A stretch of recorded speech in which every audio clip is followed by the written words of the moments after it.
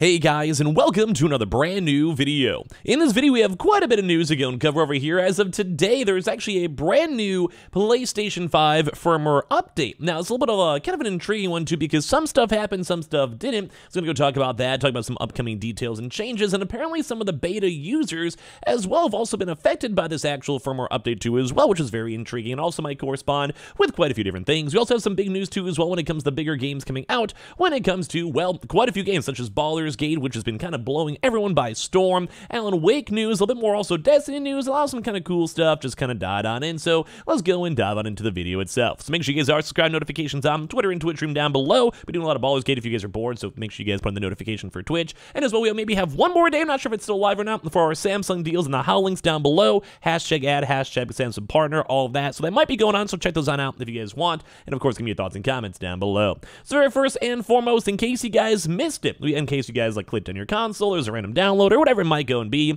there is actually a brand new PlayStation 5 firmware update that is actually, as of right now, available to download. So what does this mean? What's going on? What's this like kind of preparing for and all of that? First and foremost, if you guys missed it, there actually was a brand new update for the PlayStation 5 Beta.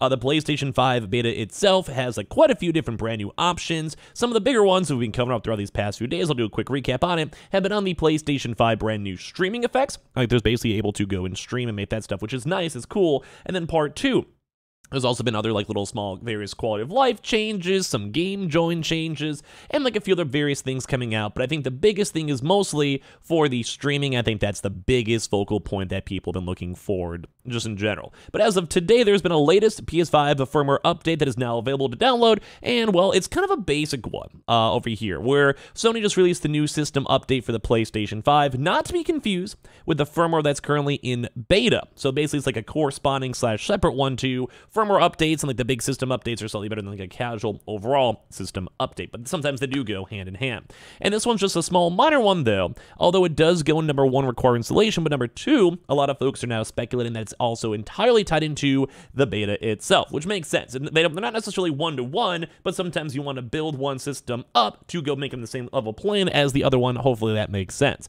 So weighing it actually a big 1.15 gigabyte update.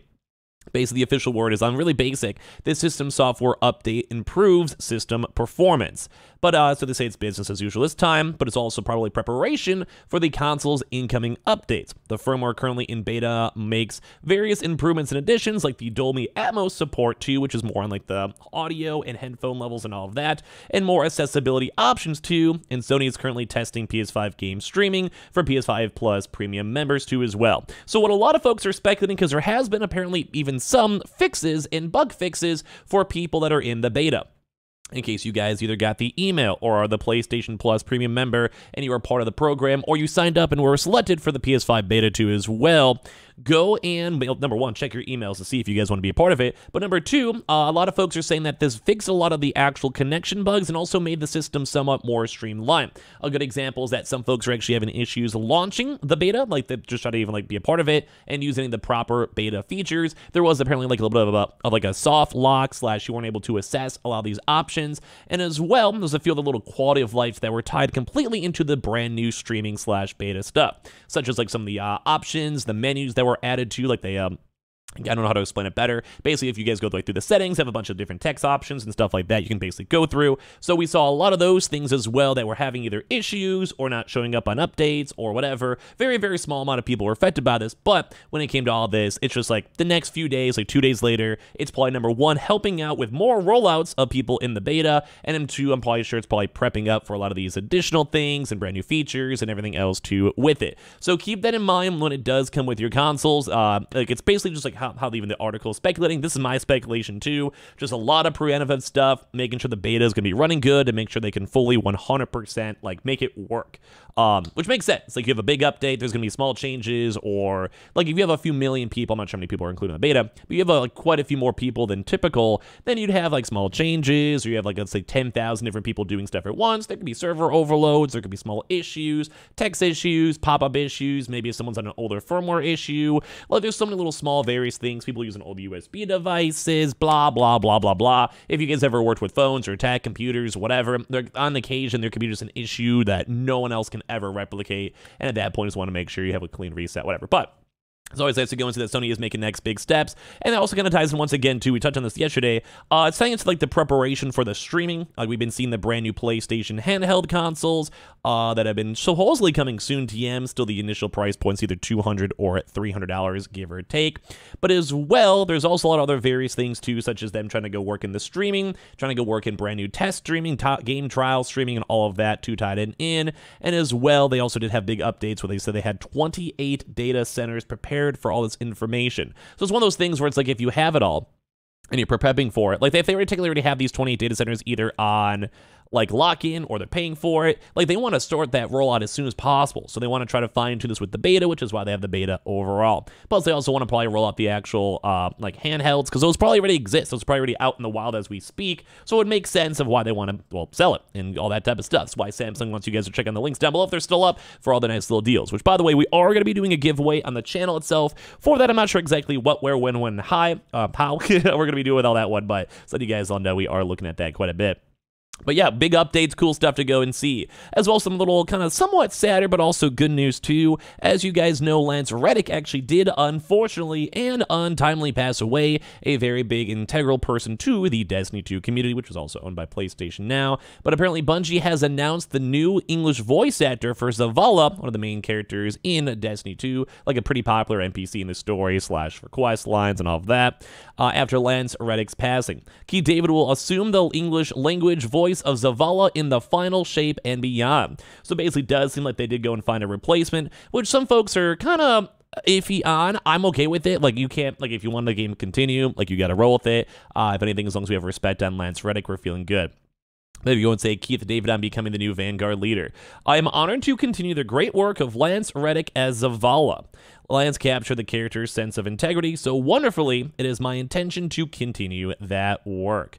So yeah, some people even like, yeah, I don't know how to feel about this too as well, and that's fine. You know, when you have like a popular character, popular voice actor, or like you're a part of like an animated show, anime, whatever it might be, there is always that weird, strange feeling when you have a completely different voice you're not used to. I understand it. I get it. It's not the best. It could be worse, you know, blah, blah, blah, blah, blah.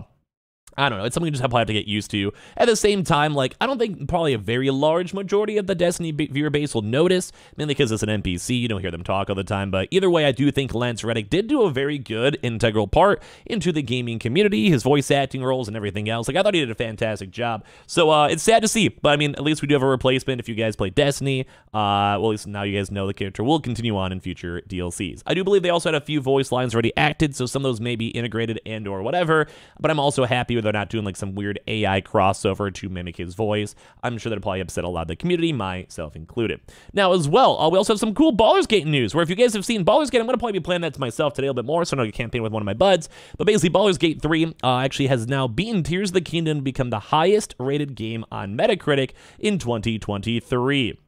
So this is insane. Like, as of right now, I think I was seeing some of the actual, like, 97% on Metacritic. Like, that is absolutely obscene to see. So that much has changed in the last couple of days. The game has actually gone up. Like, typically after game releases go out, more people play it, so the ranks go down. This, we've actually been seeing the Metacritic somehow averaging back on up, which is insanity to go and think about. So I got to give that a major thumbs up. Like, this is nothing short of amazing when it comes to everything. Like, this is big. Like, this game has been probably, well, some people are saying game of the year. I think it's one of the most best games I played. You can tell the love and passion has been built with this game with the developers, and I think that shows in the concurrent, like, player count and everything else. Like, it's insane. Like, oh my good God, it's nutty. It's absolutely nutty.